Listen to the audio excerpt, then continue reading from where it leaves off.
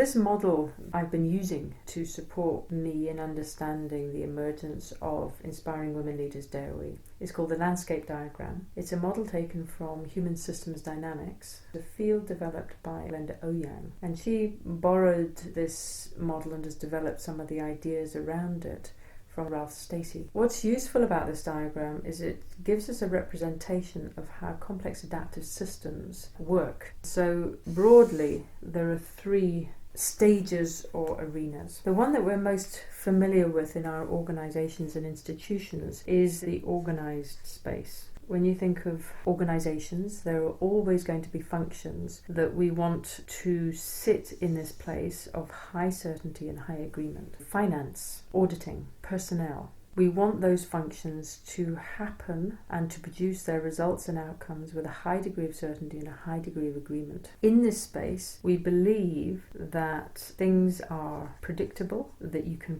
plan for them, and so we have a strong sense of certainty about what will happen if particular processes are followed. So in a sense of understanding change, we see change in one of broadly two frames. We might see that as static change, so being able to move something from A to B. You know that if you lift A up and put it down at the end of the table, it will have moved to the place that you want it to be. And dynamic change, when you know enough about some of the factors around that you can predict the trajectory of whatever it is you're planning to do. So that's a bit like throwing a ball, and if you know the forces of gravity, then you can broadly predict the parabola that it would follow in order to move from A to B. At the other end of the spectrum, where we have low certainty and low agreement, we have space that in fairly neutral terms we would call the unorganized space. And out here there is what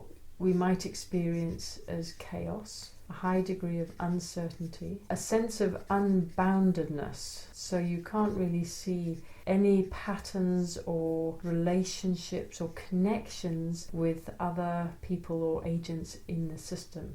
And so it feels, for some people in that space, quite scary. You're very much in the unknown, where things are highly unpredictable. And the space that sits between, in the context of complex adaptive systems, is a space that we call self-organising. And in this space what happens is often from the unorganised space, different individuals, or we call them agents, will be floating around, not connected to anybody, but then they may begin to find each other, and so they'll start to relate, start to have exchanges of information, conversation, whatever it might be. And out of those relationships, certain patterns begin to emerge. And those patterns begin to define what the self-organising entity becomes. So that self-organising space is defined by patterns of interaction. Now, it doesn't make self-organising space predictable, but what you do get in this space is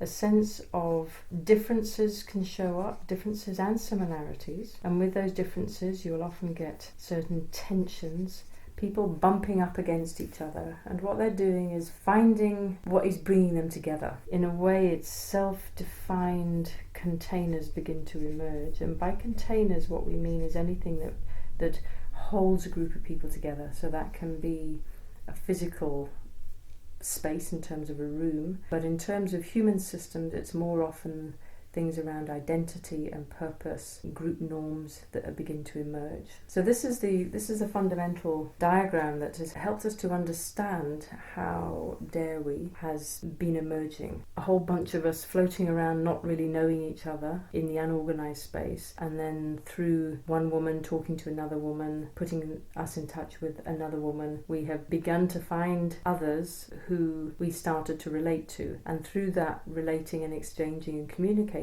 we moved into a self-organising space held together by what came to be called the core group. And the core group began to define the purpose and clarify the intentions of what we were wanting to do.